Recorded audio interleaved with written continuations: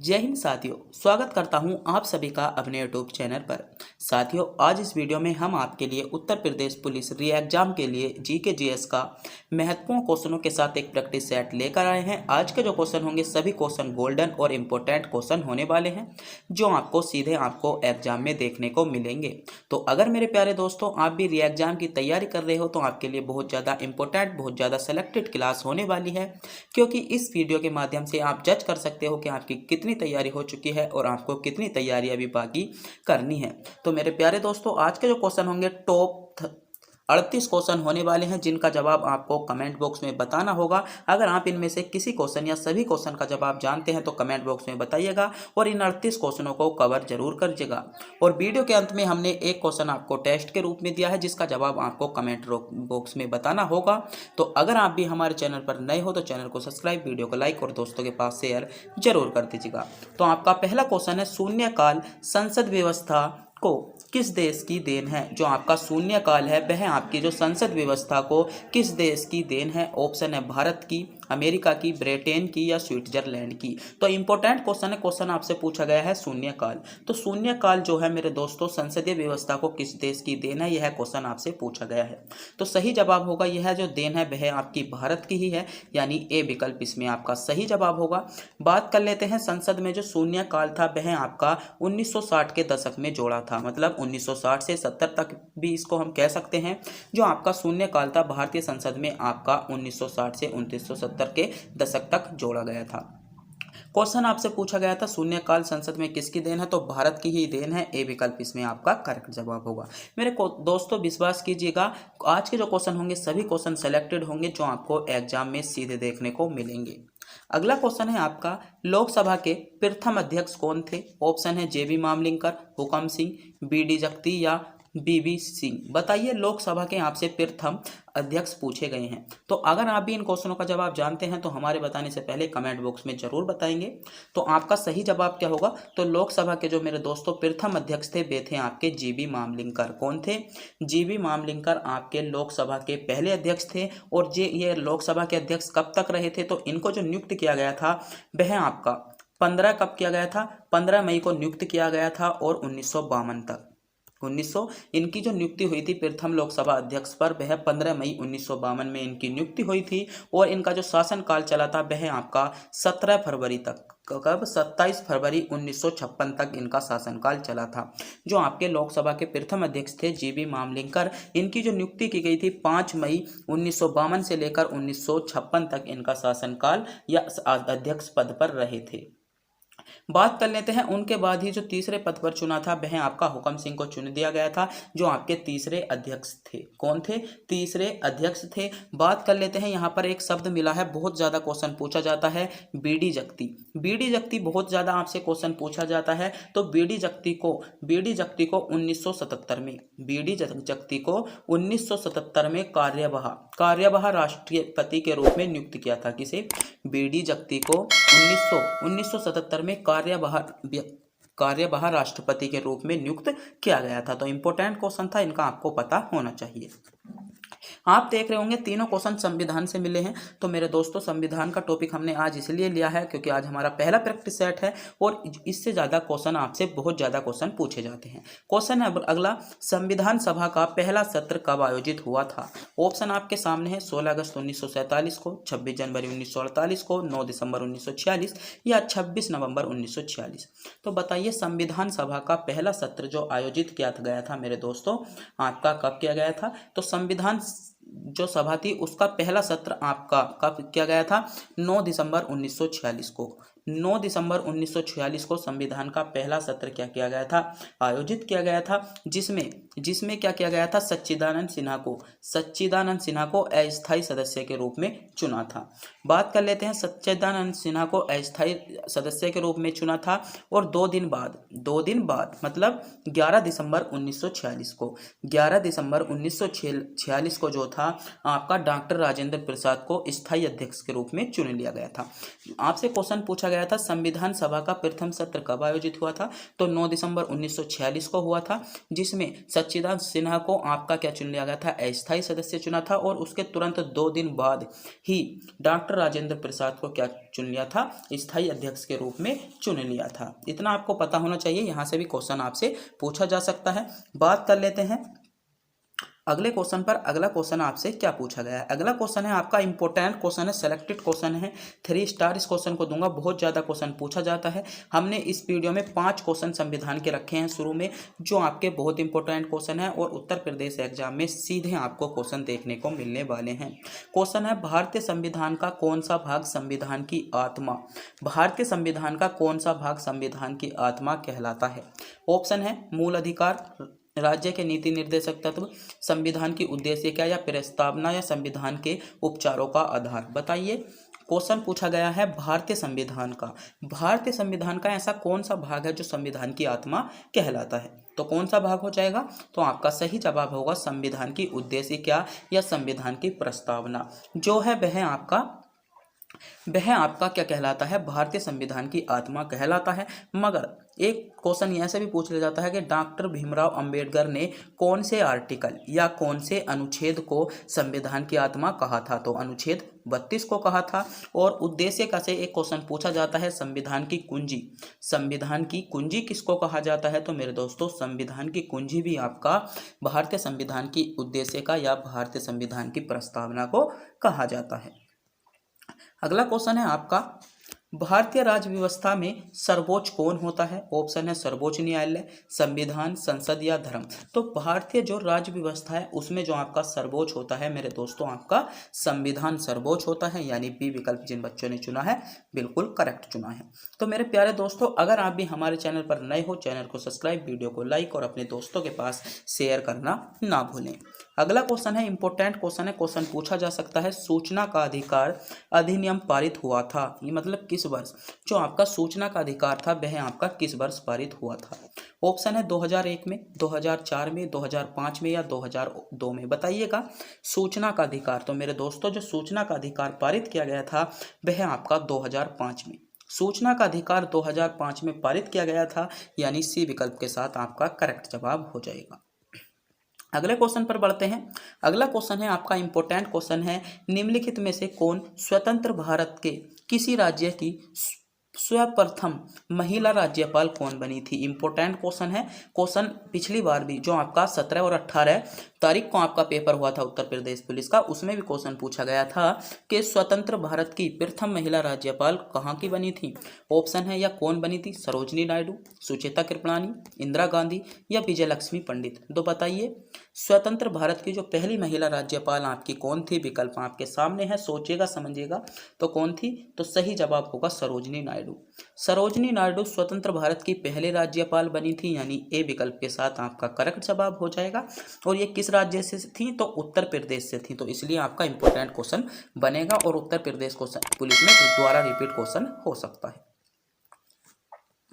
अगला क्वेश्चन है कलिंग नरेश खारवेल किस वंश से संबंधित थे। इंपॉर्टेंट क्वेश्चन है। ऑप्शन है चेदी वंश से, कदम्ब वंश के, हंस हरियक वंश के या कलिंग वंश के। तो कलिंग नरेश खारवेल, तो अधिकतर बच्चों ने देखा होगा क्या आया है आपके ऑप्शन में, कलिंग आया है, कलिंग नरेश आया है, तो कलिंग वंश से संबंधित होगी, जो कि आपका बिल्कुल गलत जवाब है। ये जो थे आपके चेदी वंश से संबंधित थे। कौन से वंश से थे, चेदी वंश से संबंधित थे, यानी ए विकल्प के साथ इसमें आपका सही जवाब होगा। कौन से वंश से संबंधित थे, चेदी वंश से संबंधित थे।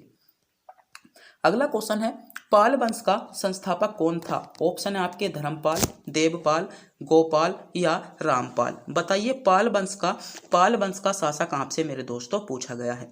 तो जो आपका पाल वंश का शासक था वह आपका था गोपाल। पाल वंश का शासक कौन था, तो गोपाल था, जिनका जो ये कौन थे, बौद्ध धर्म अनुयायी थे। जो पाल वंश के संस्थापक थे गोपाल, ये कौन थे, बौद्ध धर्म अनुयायी थे। और इनका जो शासन चला था वह आपका 750 से लेकर 770 ईसा तक इनका शासन चला था।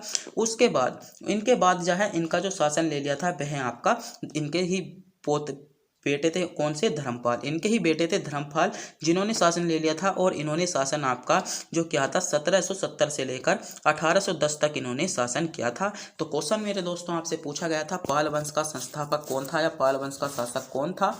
तो सही जवाब होगा गोपाल, सी विकल्प के साथ इसमें आपका करेक्ट जवाब हो जाएगा।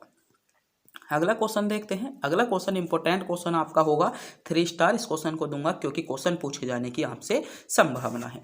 क्वेश्चन है, मुगलों ने नवरोज का त्योहार लिया। मुगलों ने नवरोज का जो त्योहार लिया कहाँ से लिया? ऑप्शन है पारसियों से, यहूदियों से, मंगोलों से या तुर्कों से। तो जो मुगलों ने नवरोज का त्योहार लिया था मेरे दोस्तों, आपका कहाँ से लिया था?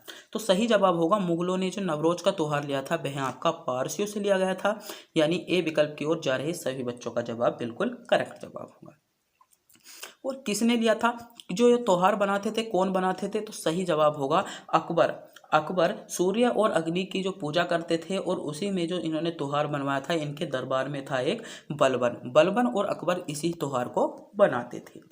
आगे क्वेश्चन पर पढ़ते हैं। आगे क्वेश्चन आपसे क्या पूछा गया है देखते हैं। क्वेश्चन है, निम्नलिखित मुगल बादशाहों में से किसने अपनी आत्मकथा फारसी भाषा में लिखी थी? ऑप्शन है बाबर ने, अकबर ने, जहांगीर ने या औरंगजेब ने। तो ऐसा कौन सा बादशाह था, ऐसा कौन सा मुगल बादशाह था जिसने अपनी आत्मकथा फारसी भाषा में लिखी गई थी? इंपॉर्टेंट क्वेश्चन आपके लिए होने वाला है, क्वेश्चन पूछा जा सकता है, पूछे जाने की भी संभावना है। तो बताइएगा ऐसा कौन सा मुगल बादशाह था जिसने अपनी आत्मकथा फारसी भाषा में लिखी थी? तो कौन सा मुगल बादशाह था? वह था आपका जहांगीर। कौन था? जहांगीर, जो आपकी थी तुजुक ए बाबरी, तुजुक ए जहांगीरी, तुजुक ए जहांगीरी जो थी वह आपकी किसकी थी? किसकी थी? जहांगीर की थी और फारसी भाषा में लिखी गई थी। बात कर लेते हैं, एक बहुत ज़्यादा क्वेश्चन पूछी जाती है बाबरनामा। बाबरनामा बहुत ज़्यादा पूछी जाती है, बाबरनामा। तो बाबरनामा जो थी मेरे दोस्तों वह आपकी तुर्की भाषा में थी और तुर्क ए जहांगीरी कौन सी थी? फारसी भाषा में थी। तो क्वेश्चन पूछा गया था निम्नलिखित में से किसने अपनी आत्मकथा जो है फारसी भाषा में लिखी? तो जहांगीर इसमें आपका सही जवाब हो जाता। अगला क्वेश्चन है, दिल्ली के लाल किले में मोती मस्जिद का निर्माण किसने कराया था? ऑप्शन आपके सामने है, अकबर ने, जहांगीर ने, शाहजहां ने या औरंगजेब ने। बताइए, सोचिएगा, समझिएगा, क्वेश्चन पर विचार कीजिएगा, बताइएगा। दिल्ली के लाल किले में जो मोती मस्जिद का निर्माण कराया था वह मेरे दोस्तों आपका किसने कराया था? तो दिल्ली के जो लाल किले में मोती मस्जिद का निर्माण कराया था वह आपका औरंगजेब ने कराया था। किसने? दिल्ली के लाल किले में। बात कर लेते हैं, आगरा के लाल किले में मोती मस्जिद का निर्माण किसने कराया था? तो आगरा का जो लाल किला था उसमें जहांगीर ने कराया था। किसने? शाहजहां ने। तो क्वेश्चन आपसे पूछा गया था दिल्ली के लाल किले में मोती मस्जिद का निर्माण आपका औरंगजेब ने। अगर क्वेश्चन पूछ लिया जाए आगरा के लाल किले में मोती मस्जिद का निर्माण, तो आपका शाहजहां ने करवाया था। दोनों इंपॉर्टेंट क्वेश्चन है, आपसे क्वेश्चन पूछे जा सकते हैं। अगला क्वेश्चन देखते हैं। अगला क्वेश्चन आपसे क्या पूछा गया है? अगला क्वेश्चन है, महाभारत के फारसी अनुवाद का शीर्षक है। ऑप्शन है अनबर ए सुलही, रजमनामा, हस्त बहिस्त या आर्यर दानिश। बताइए, महाभारत के जो फारसी अनुवाद का शीर्षक है तो कौन है? तो मेरे साथियों सही जवाब होगा रजमनामा। रजमनामा जो है महाभारत के फारसी अनुवाद का एक शीर्षक है। आगे क्वेश्चन है, इंपॉर्टेंट क्वेश्चन है, क्वेश्चन पूछा जा सकता है, सेलेक्टेड क्वेश्चन आपके लिए होने वाला है। अगर मेरे प्यारे साथियों आपने अभी तक हमारे चैनल को सब्सक्राइब नहीं किया है, चैनल को सब्सक्राइब, वीडियो को लाइक और अपने दोस्तों के पास शेयर जरूर करें। अगला क्वेश्चन है, निम्नलिखित में से कौन इंडियन एसोसिएशन का संस्थापक था? ऑप्शन आपके सामने है। तो इंडियन एसोसिएशन था, उसके संस्थापक या उसके शासक कौन थे? तो कौन हो जाएगा? तो उसके संस्थापक थे आपके एस.एन. बनर्जी। एस.एन. बनर्जी क्या थे? इंडियन एसोसिएशन के संस्थापक थे। कौन थे? संस्थापक थे। और उन्हीं के जो सहयोगी थे वह थे आपके आनंद मोग। इन्होंने जो इसकी स्थापना की थी वह आपकी 1876 में आपकी इसकी स्थापना की गई थी। आगे क्वेश्चन देखते हैं। अगला क्वेश्चन है आपका, भारतीय राष्ट्रीय कांग्रेस की प्रथम बैठक कहाँ हुई थी? ऑप्शन है मुंबई में, पूना में, मद्रास में या कलकत्ता में? बताइए। भारतीय राष्ट्रीय कांग्रेस की प्रथम बैठक आपसे पूछी गई है, इंपॉर्टेंट क्वेश्चन आपके लिए होने वाला है। तो भारतीय राष्ट्रीय कांग्रेस की जो मेरे दोस्तों प्रथम बैठक हुई थी वह आपकी कहाँ पर हुई थी? तो सही जवाब होगा भारतीय राष्ट्रीय कांग्रेस की प्रथम बैठक आपकी मुंबई में हुई थी। और कब हुई थी? तो 1884 में। भारतीय राष्ट्रीय कांग्रेस की प्रथम बैठक मुंबई में हुई, 1884 में आपकी हुई थी। कब हुई थी? 1884 में आपकी हुई थी।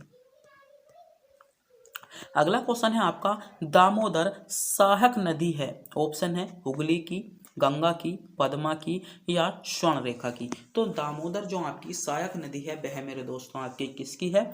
तो सही जवाब होगा वह आपकी हुगली की। दामोदर जो सहायक नदी है वह आपकी हुगली की है। और हुगली की एक बहुत इंपॉर्टेंट सहायक नदी है जो आपसे बहुत ज़्यादा पूछी जाती है, जलांगी। क्या है? जलांगी, जो आपकी एक सहायक नदी है जो बहुत ज़्यादा आपसे क्वेश्चन में पूछी जाती है। आगे देखते हैं। आपका अगला क्वेश्चन है, निम्नलिखित राज्यों में से किसकी सर्वाधिक लंबी रेखा है या तटरेखा है? ऑप्शन है गुजरात राज्य की, महाराष्ट्र की, केरल की या तमिलनाडु की? तो बताइए, निम्नलिखित राज्यों में से ऐसा कौन सा राज्य है जिसकी जो है सर्वाधिक रेखा आपकी भारत में समुद्री तट से लगती है? तो वह राज्य कौन सा हो जाएगा? तो गुजरात राज्य की जो सर्वाधिक सीमा आपकी लगती है समुद्री तट से लगती है, लगभग कितनी? 1200, लगभग 1200 आपकी जो लगती है समुद्री तट पर लगती है। और दूसरे नंबर पर जो आ जाता है आंध्र प्रदेश, एपी यानी आंध्र प्रदेश की जो सीमा लगती है दूसरे नंबर पर सर्वाधिक लगती है। तो क्वेश्चन मेरे दोस्तों आपसे यह भी पूछा जा सकता है कि गुजरात के बाद सबसे लंबी सीमा तटरेखा से किसकी लगती है? तो वह आपकी आंध्र प्रदेश की लगती है। अगले क्वेश्चन पर पढ़ते हैं। अगला क्वेश्चन है आपका, वर्ल्ड वाइल्ड फील्ड या WWS का प्रतीक कौन सा जानवर है? तो कौन सा जानवर है? आपका सही जवाब होगा जायंट पांडा। जायंट पांडा इसका एक प्रतीक है, यानी ए विकल्प के साथ आपका सही जवाब होगा। अगला क्वेश्चन देखते हैं। अगला क्वेश्चन मेरे दोस्तों आपसे पूछा गया है, संयुक्त राज्य अमेरिका में सिलिकॉन वैली अवस्थित है। बहुत इंपॉर्टेंट क्वेश्चन है और बहुत ज़्यादा क्वेश्चन पूछे की जाने की इसकी संभावना है कि संयुक्त राज्य अमेरिका है उसमें सिलिकॉन वैली अवस्थित है। तो उसमें सिलिकॉन वैली मेरे दोस्तों कहाँ पर अवस्थित है? यह क्वेश्चन आपसे पूछा गया है। ऑप्शन है कोलोराडो में, कैलिफोर्निया में, न्यू जर्सी में या फ्लोरिडा में? तो कहाँ पर है? तो कैलिफोर्निया में है, यानी विकल्प बी के साथ इसमें आपका सही जवाब होगा, जिन भी मेरे दोस्तों ने विकल्प बी को चुना है। अगला क्वेश्चन है आपका, रिएक्टर पैमाना निम्नलिखित में से किसे मापने के लिए प्रयोग होता है? ऑप्शन आपके सामने है, ध्वनि की गति मापने के लिए होता है, प्रकाश की तीव्रता, तूफानी लहरों का आयाम या ध्वनि की तीव्रता? बताइए। रिएक्टर पैमाना, तो जो मेरे दोस्तों जो आपका रिएक्टर पैमाना होता है वह आपका जो होता है भूकंपी लहरों का आयाम मापने में प्रयोग होता है, यानी सी विकल्प के साथ आपका सही जवाब होगा। अगला क्वेश्चन देखते हैं, क्या क्वेश्चन है? क्वेश्चन है, भारत का सार्वजनिक क्षेत्र में सबसे बड़ा वाणिज्य बैंक है। ऑप्शन है bank of India, reserve bank of India, state bank of India या यूनियन बैंक ऑफ इंडिया? तो भारत का जो सार्वजनिक जो क्षेत्र में सबसे बड़ा वाणिज्य बैंक है मेरे दोस्तों वह है स्टेट बैंक ऑफ इंडिया। बात कर लेते हैं स्टेट बैंक ऑफ इंडिया के गठन के बारे में। तो स्टेट ऑफ इंडिया का जो गठन हुआ था मेरे दोस्तों 1921 में हुआ था। कब हुआ था? स्टेट बैंक ऑफ इंडिया का गठन आपका कब हुआ था? 1921 में हुआ था। और कई बार क्वेश्चन पूछ लिया जाता है रिजर्व बैंक ऑफ इंडिया का गठन, तो वह आपका हुआ था 1 अप्रैल। कब हुआ था? 1 अप्रैल 1935 को। 1 अप्रैल 1935 को आपका रिजर्व ऑफ बैंक इंडिया का गठन हुआ था। और एक क्वेश्चन आपसे पूछा जाता है इंपीरियल बैंक ऑफ इंडिया का जो गठन हुआ था 1955 में हुआ था। SBI का जो गठन हुआ था वह भी आपका 1955 में ही हुआ था। तो इम्पोर्टेंट क्वेश्चन है, इनका आपको पता होना चाहिए था, क्वेश्चन पूछे जा सकते हैं। अगला क्वेश्चन है आपका, जनगणना 2011 के अनुसार भारत की जनसंख्या वृद्धि दर कितनी है? ऑप्शन है 14.64, 15.64, 16.64 या 17.64। इंपॉर्टेंट क्वेश्चन है आपके लिए। क्वेश्चन पूछा गया है जनगणना 2011 के अनुसार जो भारत की जनसंख्या की जो वृद्धि दर है वह कितनी है? तो सही जवाब होगा आपका 17.64। कितनी प्रतिशत है? 17.64% है, यानी सही जवाब होगा डी विकल्प के साथ। अगला क्वेश्चन है मैग्सेसे पुरस्कार विजेता पहले भारतीय कौन थे? ऑप्शन है इंदिरा गांधी, टी.एन. सेना, किरण बेदी या विनोबा भावे। तो कौन थे? तो सही जवाब होगा आपका विनोबा भावे थे, यानी डी विकल्प की ओर जितने बच्चे जा रहे हैं सही जा रहे हैं। डी विकल्प आपका सही जवाब होगा। बात कर लेते हैं कब मिला था, तो सही जवाब होगा 1958 में। 1958 में आपको इनका पुरस्कार दिया गया था। आगे क्वेश्चन देखते हैं। अगला क्वेश्चन है आपका राष्ट्रीय विज्ञान दिवस कब मनाया जाता है? ऑप्शन है जनवरी 28 जनवरी को, 28 फरवरी को, 28 मार्च को या 28 अप्रैल को। तो यह क्वेश्चन हम आपको टेस्ट के रूप में देते हैं, जिसका जवाब आपको कमेंट बॉक्स में बताना होगा।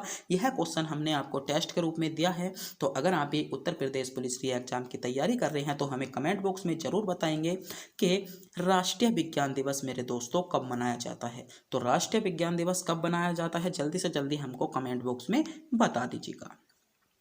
अगला क्वेश्चन है आपका निम्नलिखित देशों में से कौन सा देश आसियान का सदस्य नहीं है?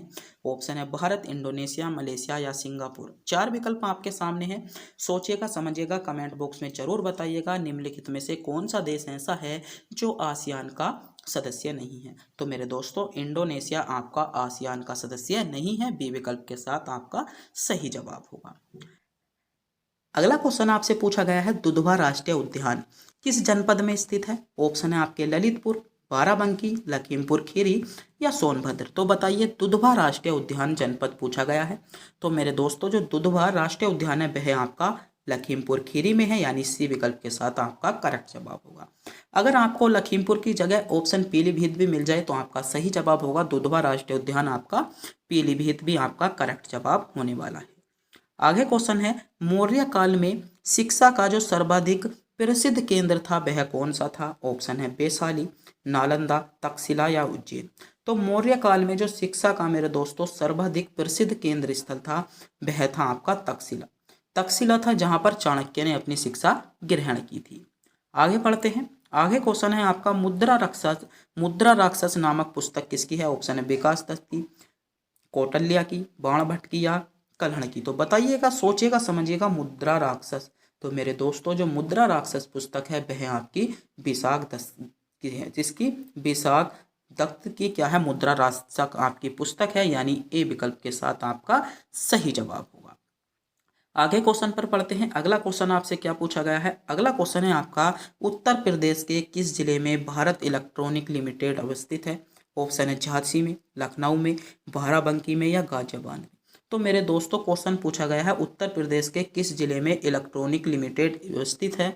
तो सही जवाब होगा उत्तर प्रदेश के गाजियाबाद में। उत्तर प्रदेश के गाजियाबाद में इलेक्ट्रॉनिक क्या है लिमिटेड अवस्थित है। कई बार क्वेश्चन पूछ लिया जाता है भारत स्टील रोलिंग मिल, जो स्टील रोलिंग मिल है कहाँ पर है? तो सही जवाब होगा मुजफ्फरनगर में है। एक क्वेश्चन पूछ लिया जाएगा आपसे टाटा मोटर्स ट्रंक जो प्लांट है कहाँ पर है? लखनऊ में है। अफीम कारखाना कहाँ पर है? गाजियाबाद में है। कहाँ पर है? अफीम कारखाना कहाँ पर है? गाजियाबाद में है। तो यह क्वेश्चन भी आपसे पूछे जा सकते हैं। अगला क्वेश्चन है उत्तर प्रदेश में एकमात्र परमाणु जो विद्युत केंद्र है वह आपका कौन से स्थान पर है? ऑप्शन है अलीगढ़, बुलंदशहर, कानपुर या वाराणसी। सोचिएगा समझिएगा, क्वेश्चन का जवाब कमेंट बॉक्स में बताइएगा। उत्तर प्रदेश में एकमात्र परमाणु केंद्र स्थान आपका कहाँ पर होगा? तो कहाँ पर है? बुलंदशहर इसमें आपका सही जवाब होगा। तो मेरे प्यारे दोस्तों आज के जो क्वेश्चन थे सभी क्वेश्चन सेलेक्टेड और इम्पोर्टेंट थे। अगर आपको भी वीडियो अच्छी लगी हो वीडियो को लाइक और हमारे चैनल पर नए हो तो चैनल को सब्सक्राइब, अपने दोस्तों के पास वीडियो को शेयर करना ना भूलें। और एक क्वेश्चन का जवाब हमने आपसे टेस्ट के रूप में पूछा है, उस क्वेश्चन का हमें क्या है जवाब कमेंट बॉक्स में बताना ना भूलें। तो अगर आपको भी वीडियो अच्छी लगी हो वीडियो को लाइक और हमारे चैनल को सब्सक्राइब जरूर कर दें। तब तक के लिए मिलते हैं अगली वीडियो में।